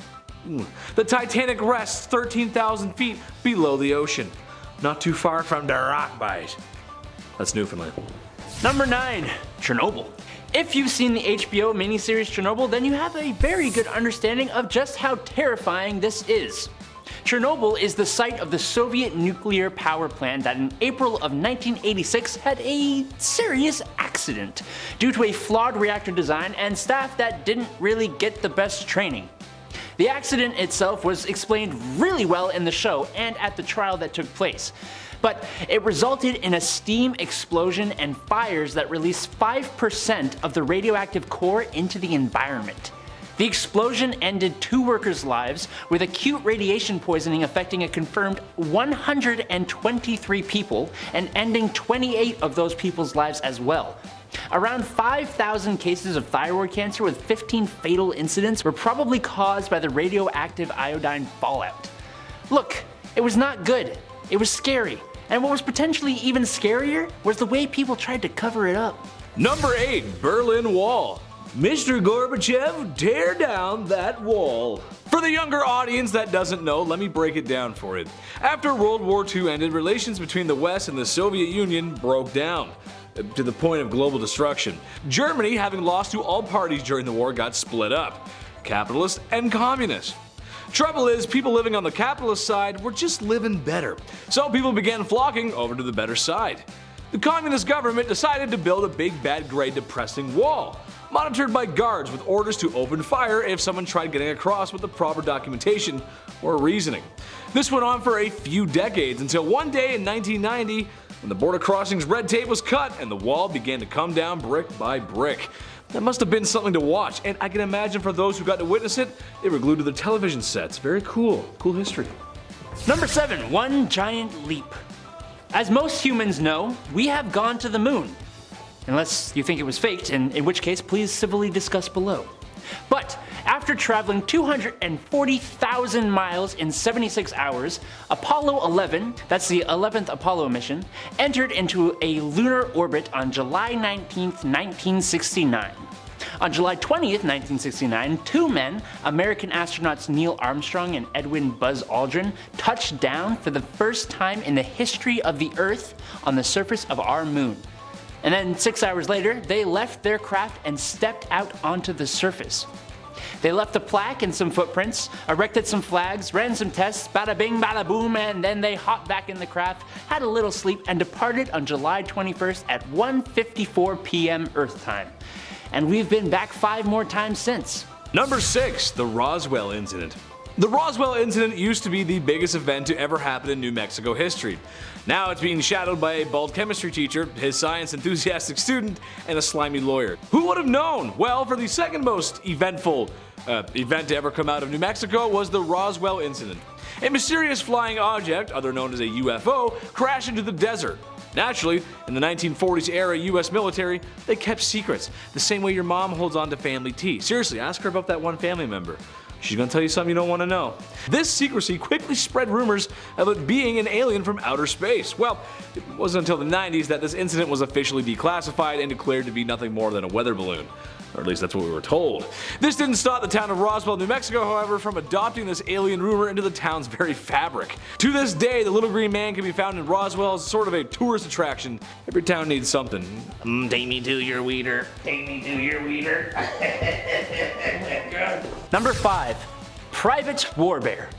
It wasn't just members of the human species who took part in WW2. No sir, mules, dogs, pigeons, horses, bears. Bears? Soldiers in Poland had come across a bear cub on the side of the road whose mother had been unfortunately removed from this world by hunters. One of these soldiers decided he was going to raise the cub as his own and named him Wojtek. Wojtek was trained by this soldier and a civilian, and eventually he was even enlisted in the Polish army so that he could legally come aboard a British transport ship. Fortunately, he didn't actually do any fighting, but he was given his own paybook, serial number, and the rank of private. He would bunk up with other soldiers, loved beer and cigarettes, and helped transport supplies including heavy boxes of ammunition. Nice. Number 4. Rough Riders. Okay, think about the toughest guy you know. Maybe it's your dad, maybe it's your uncle, maybe it's you. Maybe it's me. No matter who it is, I bet they aren't as tough as Teddy Roosevelt, the 26th President of the United States. He was well known for being a man who enjoyed nature, the explorer's man if you will, safari hunter, Nobel Peace Prize winner, soldier, and a big booster for the National Park System. The man did it all, but did you know that during a speech in 1912, President Roosevelt was shot? Gasp. Now before I tell you what happened next, I want you to take a guess what happened next. Did he A. drop to the ground and perish, or B. the assassin was a lousy shot and missed, giving the president a chance to return fire? What's your answer? Type down below. Well, the answer was secret option C. I got you. He was shot and showed the crowd that he was. And then he said, I can no longer make a long speech because I have been shot, where he then continued to deliver an 82-minute speech. What a man. Number 3. Pepsi Army. Did you know that the company Pepsi actually had the world's 6th largest military for a brief moment in time? Okay, so basically what happened is that Pepsi realized that they were inferior to Coca-Cola, and so they installed AI into their Pepsi cans worldwide, creating an autonomous army of soda cans. No, that's not what happened, you goof. Actually, in 1959, at an American exhibition, PepsiCo tried to prove the great concept of capitalism. Pepsi actually did a pretty good job. But the cash of the Soviet Union wasn't really accepted all over. So, instead, the Soviets traded submarines, military ships, and a lot of vodka for tons and tons and tons of Pepsi. Enough that Pepsi ranked 6th among the world's military powers until it sold all of that. Number 2. Emu War. Australia. Land of sun, beaches, and spiders that got too buff. Too much for me. But today we're talking about my friends from down under. Shout out to the Aussies. Chetty loves you. But we gotta talk about the Emu War, guys. What the heck was going on there? In a nutshell, emus were causing havoc in Australia's agriculture sector and destroying farms at an alarming rate. So the government said, right then, take it easy, get rid of the buggers. A couple of soldiers were given large automatic weapons to deal with the pests. Well, it didn't turn out very well, as the emus just didn't seem to want to eat the bullets. Can you blame them? I can't. One Australian politician jested that the emus should be given medals for their bravery. In the end, the emus won. Number 1. Free falling. 50 years ago, on January 26, 1972, Vesna Volovi, a flight attendant from Serbia who worked for the Yugoslavian airline JAT, got on board JAT Flight 367 to Copenhagen. Also on board that flight, unfortunately, was a device inside a briefcase that went boom over Czechoslovakia.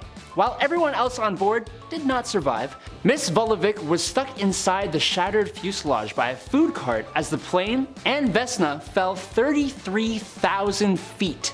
Thankfully, there were trees to break the fall and snow to cushion the landing near a small Czech village. But Vesna still suffered a skull fracture, broken legs, 3 broken vertebrae, she was temporarily paralyzed from the waist down, and put in a coma, leaving her with no memory of the flight or her descent.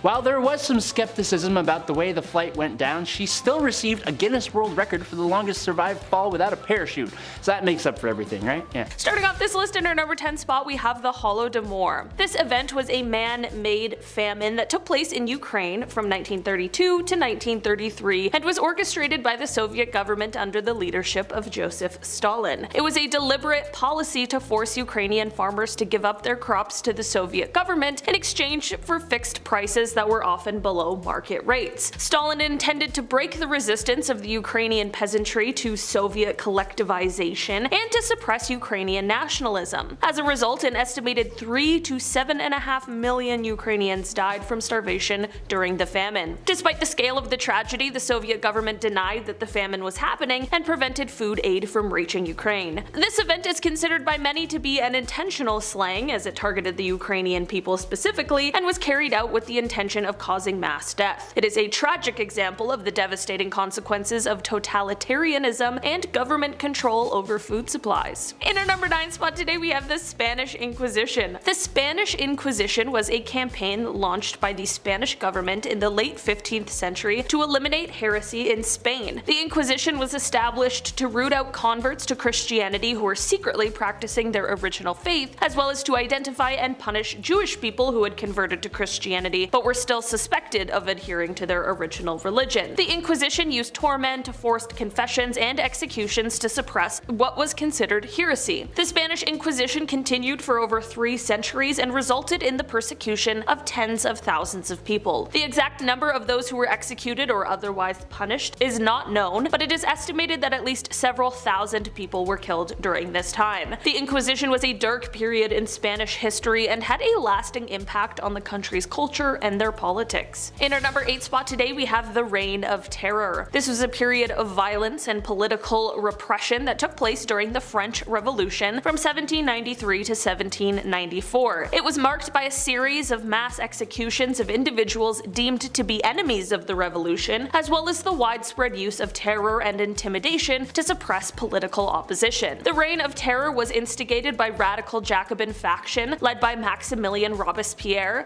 who sought to defend the revolution against perceived enemies both within and outside of France. During this time, an estimated 16,000 to 40,000 people were executed, including many who had been prominent supporters of the revolution. The Reign of Terror came to an end in July of 1794 when Robespierre and his closest associates were arrested and executed. The Reign of Terror was quite a dark chapter in French history and left a lasting legacy of fear and violence in the collective memory of the French people. In our number 7 spot today, we have the Trail. The Trail of Blood is a term used to describe a series of killings and human rights violations committed by Brazilian cattle ranchers against indigenous people in the Amazon rainforest in the 1980s and the 1990s. The violence was driven by the expansion of the ranching industry, which required the clearing of large areas of forest for grazing land. Indigenous communities and isolated tribes who lived in these areas were often seen as an obstacle to this expansion and were forcibly removed or killed. Many of the killings were carried out by people who were hired, known as pistoleros, and they operated with the complicity of local government officials. The violence led to the displacement of thousands of indigenous people and the destruction of their traditional way of life. The Trail of Blood has been a major issue in Brazilian politics and has sparked international outrage and calls for greater protection of indigenous rights and the Amazon rainforest. In our number 6 spot today, we have the Great Chinese Famine. This famine was a catastrophic period in Chinese history that lasted from 1958 to 1962 during the leadership of Mao Zedong. The famine was the result of a series of policies including the Great Leap Forward, which aimed to rapidly modernize China's economy and agriculture. These policies resulted in the collectivization of agriculture and the forced requisitioning of crops, which led to a significant decrease in food production. In addition, environmental factors such as floods and droughts only exacerbated the famine. It is estimated that anywhere from 15 to 45 million people died as a result of the famine and related policies, making it one of the deadliest famines in human history. The Chinese government under Mao Zedong denied the existence of the famine and prevented food aid from reaching those in need. The Great Chinese Famine remains a tragic reminder of the devastating impact of misguided government policies on the lives of millions of people. In our number 5 spot today, we have the wave. On January 15th, 1919, in Boston, there was a huge, massive storage tank that was filled to the brim with molasses. Okay, we're talking about 2.3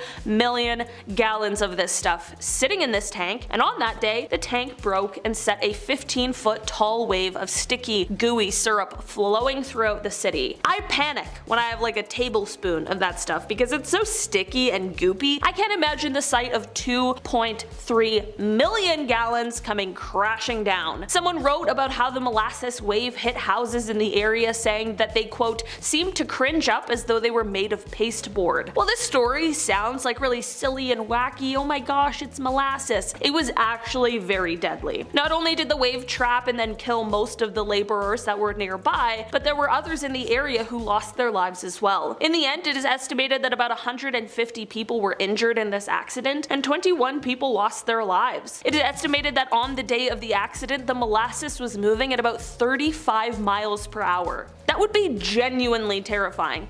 You can't run away from it. You can't escape into a house. There's literally nothing you can do except for try and surf this massive wave of molasses. In the end, after a ton of lawsuits, it was decided that the company was to blame for the accident because their inspections of the tank weren't thorough enough. There were about 100 settlements made out of court, and the company ended up paying somewhere from $500,000 to $1 million in the end, which is about $16.1 million in today's money. In our number 4 spot today, we have the Belgian Congo. This was a period of colonial rule by Belgium in the Congo from 1885 to 1960. During this time, the Belgian government exploited the natural resources of the Congo, particularly rubber, ivory, and minerals, through the use of forced labor and brutal violence. Congolese people were forced to work long hours under harsh conditions, and they were punished severely if they failed to meet production quotas. The Belgian government also used violent repression to maintain control over the Congolese people, with estimates of millions of Congolese deaths during this period. The Congo's wealth was exploited for the benefit of the Belgian colonizers and the international economy, with little to no benefit to the Congolese people. The exploitation and violence of the Belgian Congo has had a lasting impact on the country and its people, and the scars of the period are still felt today. In our number 3 spot today, we have St. Brice's Day. St. Brice's Day was a dark event that occurred in England on November 13th, 1002, when King Ethelred the Unready ordered the slaying of all Danes living in England. The order was given in response to Viking raids on England, and it resulted in the deaths of thousands of people. The massacre was particularly brutal as people were killed in their homes and churches, and many were burned alive. The Danes had been living in England for generations, and many had converted to Christianity and were assimilated into English society, and the massacre had a very significant impact on Anglo-Danish relations, and it led to a long period of conflict between England and Denmark. In our number 2 spot today, we have the Partition of India. The Partition of India was a major event that occurred in 1947, resulting in the division of British India into 2 separate countries, India and Pakistan. The partition was based on religious lines, with India being predominantly Hindu and Pakistan being predominantly Muslim. The decision to divide the country was made by the British government, and it led to widespread violence, displacement, and loss of life. Millions of people were forced to leave their homes and move to the other side of the border, leading to one of the largest mass migrations in human history. Estimates of the death toll range from 200,000 to 2 million people. The partition also created long-standing tensions between India and Pakistan, including disputes over territory, resources, and religious identity. The legacy of the partition continues to shape politics and society in South Asia today. And finally, in our number 1 spot, we have the year 536. For this one, we are taking it pretty far back, all the way to year 536, because this is widely regarded as the worst year to have been alive. In modern times, a lot of our terrible things that have happened and terrible times we have lived through have been because of the things that we as humans do, as evidenced by all all of the horrific things we've talked about so far. This was, of course, still the case in 536 as well, but they faced something much larger in this year that truthfully wasn't anyone's fault at all. In 536, there was one of the worst global famines in human history because there was a lack of sunlight at the time. The Earth used to be a very different place, and during these times there were a series of large volcanic eruptions which sent volcanic ash into the air, thus blocking the light of the sun. This effectively dropped the temperature of the Earth, so people had to live in the cold for 18 months, and many people ended up passing away due to starvation, famine, and cold. This, coupled with the brutal conflicts that could be seen in many parts of the world at the time, it totally makes sense that this year would be regarded as one of the worst in all of history. At number 10, 18-month winter. If you live anywhere that gets harsh winters, then you know how annoying that it can be. Living in Canada, we know that all too well, and I can personally say that I despise winter. It basically lasts 6 months out of the year. If a 6-month winter sounds bad, then imagine how horrible an 18-month winter would be. In 1536 BCE, winter lasted a whole 18 months. Based on archaeological records, a thick dust veil and darkened skies caused temperatures to drop significantly in Europe and parts of Asia. This created some pretty frosty summers and harsh winters for those living in the area at the time. It is believed that this was all caused by a volcanic eruption that shot dust particles into the air, and they didn't dissipate for a long time. This phenomenon wasn't just a minor inconvenience to people though, and it greatly impacted the lives of many. It is believed that about a third of Europe's population was wiped out, and death rates soared to about 90% in northern regions. It was quite the catastrophe. Alright, number 9, Andrew Jackson. You know when you get so frustrated with someone, you just take over and do it yourself? You're like, come on, just let me do it. Well, that's probably exactly what went through Andrew Jackson's brain when he was about to be assassinated because it was so poorly done. He survived 2 point-blank assassination attempts by the same guy, seconds apart. It was a cold, wet day in January in 1835, and Richard Lawrence waited behind a pillar inside the Capitol Rotunda. The aging president was there to attend a funeral, of all things, and Lawrence wanted to add one more body. He leapt from behind the pillar and fired. A loud bang went off, but the powder failed to ignite. Fail number 1. Andrew was not pleased, and despite his aging form, he was using a cane. He went at him with said cane. Lawrence quickly grabbed another pistol, and the same thing happened again. Misfire. Wow, you got so close, dude, and you really messed that up. During the trial, it was confirmed that Lawrence was indeed insane and thought he was the true king of England. And according to him, the only thing standing in his way to achieving true power was Andrew Jackson. At number 8, Boston Toffee Apple Tsunami. Imagine a great wave of sticky syrup flooding your town. What would you do? Run? Hide? Have a quick snack? Well, for people in Boston in 1915, they didn't have enough time to think about those things when the Boston Toffee Apple Tsunami happened. On January 15, 1915, a 90-foot wide cast iron cask full of 2.5 million gallons of molasses suddenly exploded. The explosion caused a wall of molasses to shoot about 15 feet high at around 35 miles per hour. This sticky situation ended up destroying buildings, carried vehicles, and even drowned people and their horses. It is said that the Boston Toffee Apple Tsunami killed about 21 people and injured 150. As people started to come into the hospital after the incident, witnesses recalled the victims looking like toffee apples, which is where the name for the event came from. It took the city weeks to clean up the molasses, but even for years following the incident, people said that they could still smell the molasses in the air on a hot day. Number 7, the big package. Okay, so technically this didn't happen, but it almost did. And the fact that it was even in the works, the fact that someone even thought of this and was like, yeah, that'll show the Russians.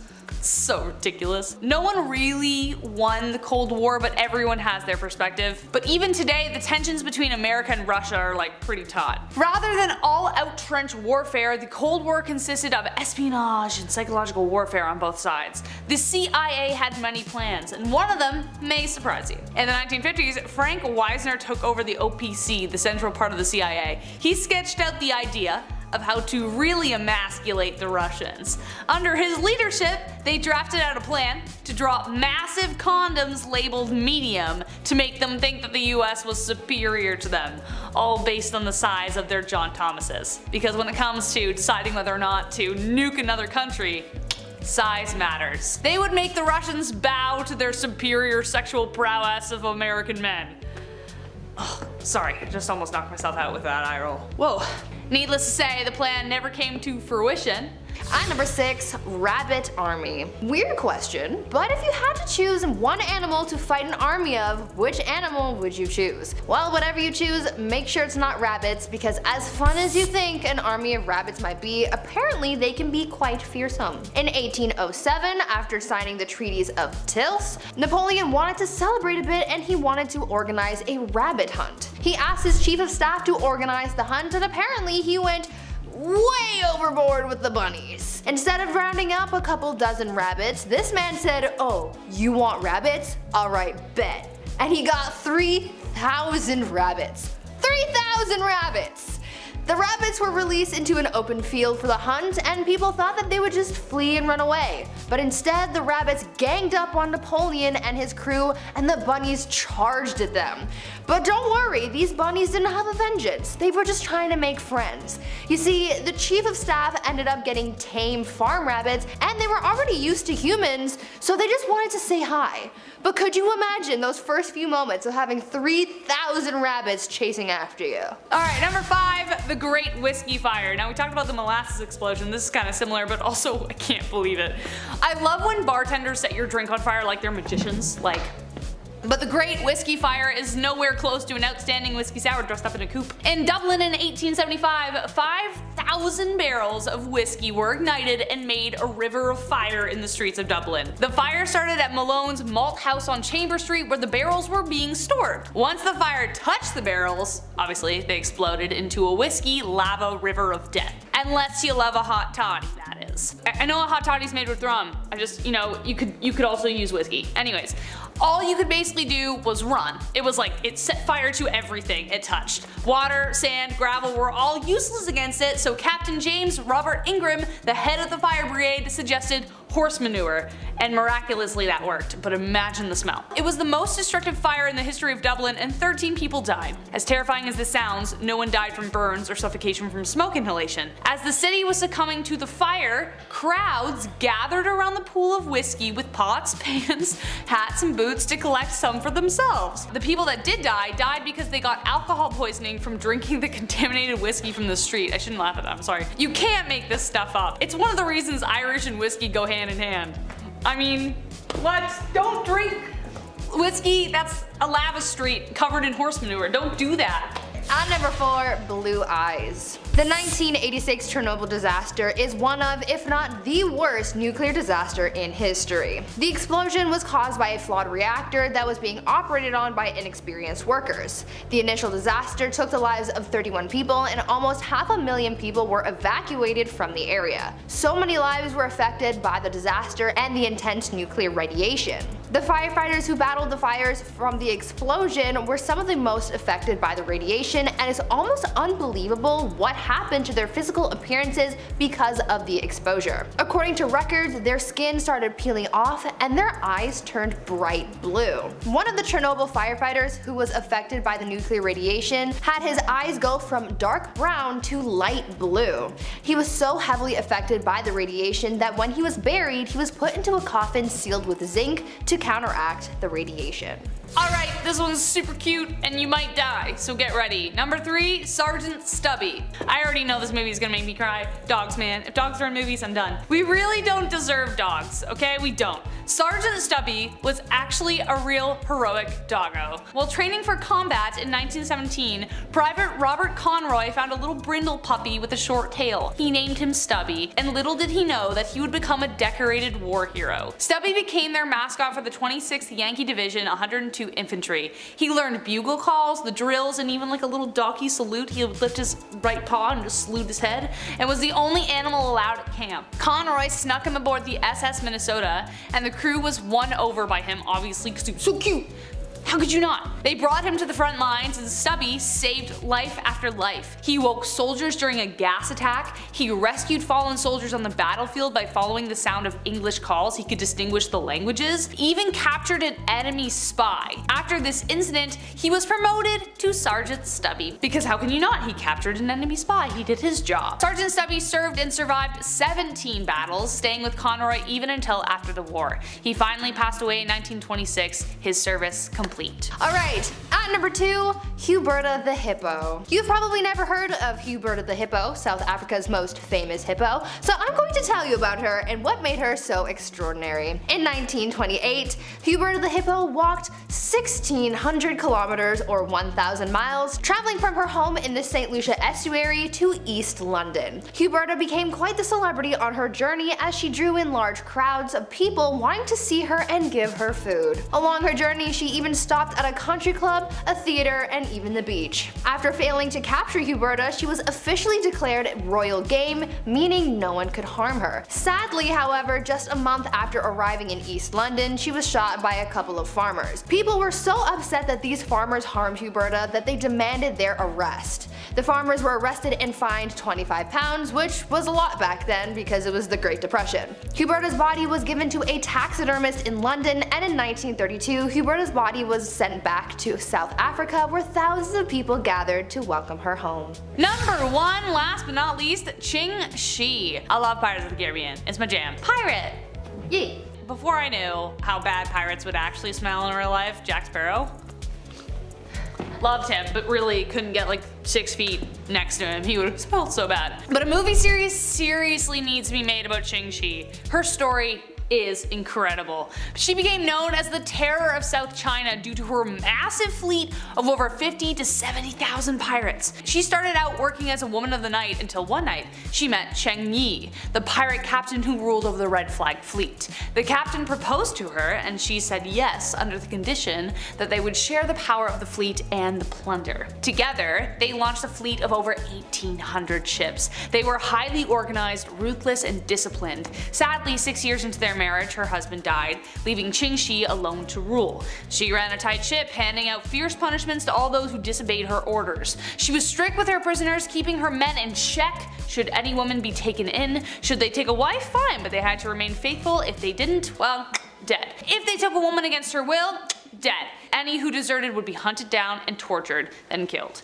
The Red Fleet eventually felt like a floating country, even routinely taxing villages. The Chinese government eventually realized they couldn't defeat her. They were so scared, so instead of going to battle, they made a bargain. A bargain that allowed her to retire to wherever she liked with all of her riches and her new bow. So, it's good to be a pirate queen. Number 10, Decemviri, the law of 12 tables. Well, actually the word means 10. 10 men, actually. Those special 10 would be the appointed men who would consider themselves the first ever lawmakers. The earliest attempts to create a code of law was the law of 12 tables. A commission of 10 men, are also known as the Decemviri, was appointed 455 BC to draw up a code of law-binding rules on both patrician and plebeian, which would be strictly enforced. Some of these laws included simple laws like, you don't break your word. If the army or king calls on you, you gotta go. And of course, if you hit or hurt someone, you get hit or hurt back. And you owe us some money. This system was the first in its place, holding people responsible for the things that they did and said in Rome. Strategic, fundamental, and important laws like, hey, no crying at funerals, alright? You burn my corn, I'm gonna burn your corn, and I get to burn you. And yeah, no meetings at night.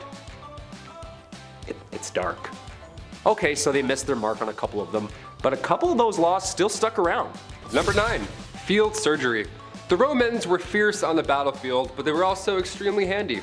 Who would have thought? This was the first time in history where quick surgeries were performed on the battlefield under the leadership of Augustus.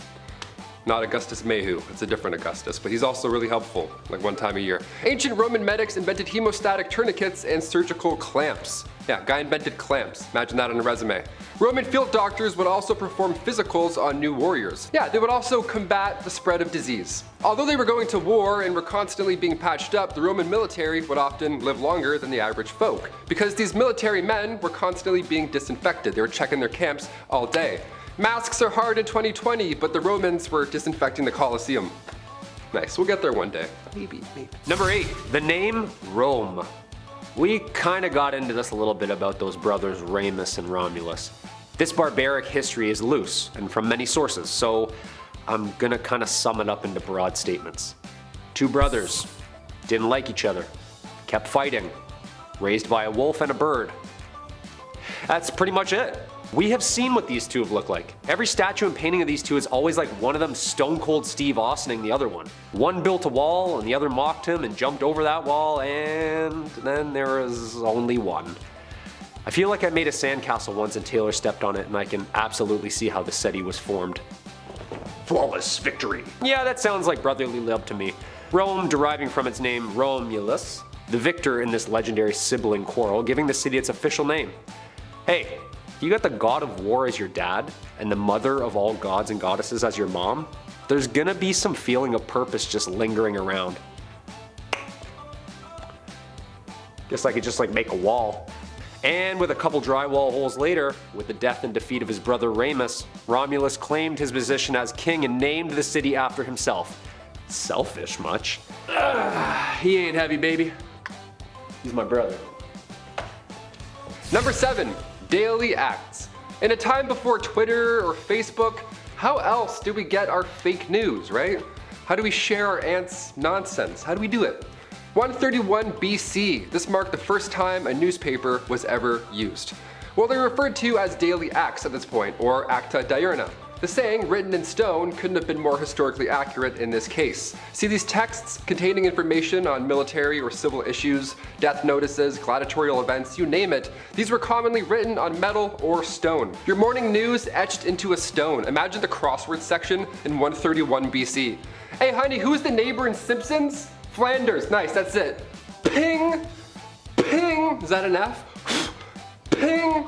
It took time and effort, it was exhausting just to get one notice out to the public. So you best take these notes seriously, okay? Imagine YouTube comments written in stone. Took a guy 6 business days to write it, so he meant it. Number 6, Julius Caesar. Julius Caesar was a Roman general and statesman, a member of the first triumvirate. Caesar led the Roman armies in the Gallic Wars, which, well, we've seen and heard about these battles that Julius Caesar led. It's the organized outfit of shiny metal and red, moving slowly and swiftly through the Gauls like a man-made tank before defeating his political rival Pompey the Great, another military leader, and also the husband of Caesar's daughter Julia. Okay, there it is, yeah. That's why he became his nemesis. Political differences. Yeah. Due to these ongoing internal civil wars between the 2 leaders, Julius Caesar eventually killed Pompey in battle and became dictator of Rome. This was until his assassination in 44 BC. Oh, mighty Caesar, dost thou lie so low? Are all thy conquests, glories, triumphs, spoiled, shrunk to this little measure? Fare thee well. Antony, Act 3, Scene 1. Hey man, eye for an eye. You read the rules. He played a crucial role in the events that led to the Roman Empire and remains one of the brightest and bravest military leaders the world has ever seen. His story can be seen and heard top to tail in William Shakespeare's play simply titled Julius Caesar. Number 5, basket of bees. Guess what this one is? It's pretty much, that's exactly what it is. It's horrible. We often look at ancient Rome as the birthplace for numerals, modern plumbing, social life, all that good stuff. Don't get it twisted, ancient Rome had a lot in common with the Dark Ages as well, okay? The punishments that they would inflict on others, horribly creative, I'll say that. Like for example, a basket of bees. A basket of bees, there we go. Maybe wasps, who knows, I don't know. History gets all crazy, you know?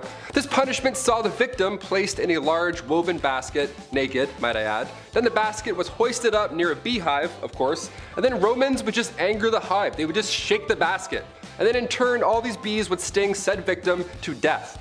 This was meant to be a long and painful death, but eventually, this is how humans realized folks were allergic to bees, because they would meet their demise a little too fast, you know?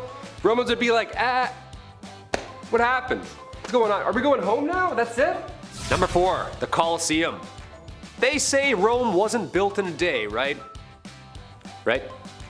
No, I'm asking you, I don't know, that's a saying, I think I've heard that somewhere. The word Colosseum is a Latin noun formed from the word colossus, meaning gigantic. And it's huge! It once held more than 50,000 people at one time or another. That's literally the Yankee Stadium. This oval stadium was built from cement, limestone, and volcanic rock. Yeah, that thing ain't going anywhere. Historians and archaeologists are still discovering and unearthing secrets of this site. In fact, most of Rome still hasn't even been dug up yet. What? That's right. In fact, only about a tenth lays discovered, with the other 90% still somewhere around 30 feet below street level. Who knows how many wonders of the world lay unearthed? The Colosseum, also known as the seventh wonder of the world, lays megalithic, 615 feet above the ground at the center or heart of the city. It is the largest ancient amphitheater ever built, and it is still the largest standing amphitheater in the world today despite its age. Its use for the last 1,000 years were rampant with events, festivals, and would even flood its center to reenact naval wars with real ships. How did they get those things in there? I bet that's how they made the bottle in the ship thing, just kinda. And all that water? Just a guy with a giant hose? Yeah, go ahead, turn it on. Yeah, we're gonna be here a while, guys. We gotta push the play. Number 3, boot and rally.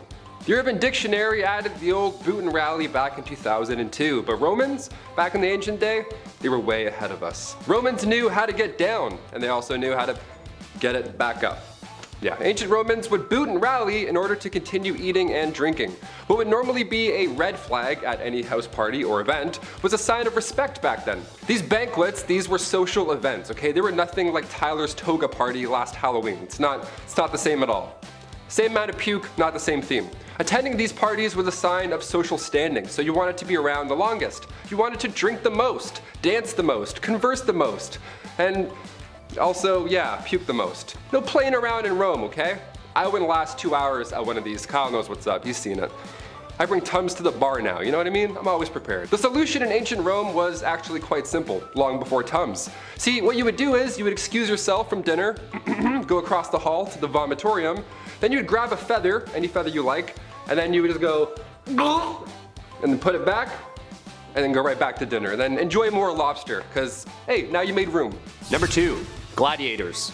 If you've seen the blockbuster hit Gladiator with Russell Crowe, my name is Maximus Decimus Meridius, then you absolutely nailed it, cause that's pretty well it.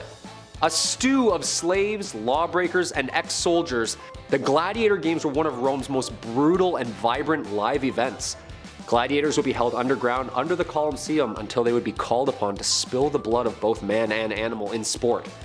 Fighters would be matched based on their size, previous record, skill level, style of fighting, and years of experience, just like the professional contact sports today. Fighting out of the red corner at 195 pounds, the reigning victor, Spartacus! Oh, you're Spartacus? Oh, sorry. No, you're Spartacus. Okay. But it wasn't all thumbs down for these fighters. Gladiators were the celebrities of their time. Yeah, you can take that. There you go. Okay, one. We'll do one. Some gladiators even fought years after earning their freedom. Those years did not seem to be that long, with the average lifespan of the gladiator, though, living just to their mid-20s. I mean, it's pretty physical. The event was not just to kill your opponent. In fact, months of training and preparation was had. There was more of a spectacle of sportsmanship then, most of the time wounding their enemy, which would lead to the slow demise of a fighter, usually ranging between anywhere from 8 to 10 fights in their whole career. Come on, dude. 50,000 people cheering you on at the Yankee Stadium? Kyle! Kyle! Kyle! Oh, no! And finally, number 1, fast food.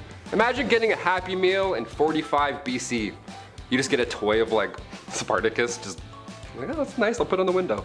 Romans were indulging in fast food before the eruption of Mount Vesuvius in 79 BC. They were having a good time until they weren't. Archaeologists recently excavated a thermopolium in the ruins of what was once thriving city of Pompeii. We found a snack bar in 2019 and it's since been reopened. Yeah, you can now pick up shifts once again at this restaurant that was open thousands of years ago. As of last August, the restaurant, located at the intersection of Silver Wedding Street and Alley of Balconies, they would serve pork, snails, beef, fish, you name it, and the corner also doubled down and crushed fava beans, more often than not mixing them with wine. So it was a good time, it was social. This was bumping on a Saturday night. The closest thing we have to ancient restaurants in Canada now is like coffee time. I don't know, every coffee time in Canada looks like it was damaged by Mount Vesuvius. Looks abandoned. The walls are broken in, nobody's working. I'm like, can I get a coffee? Hi, hello?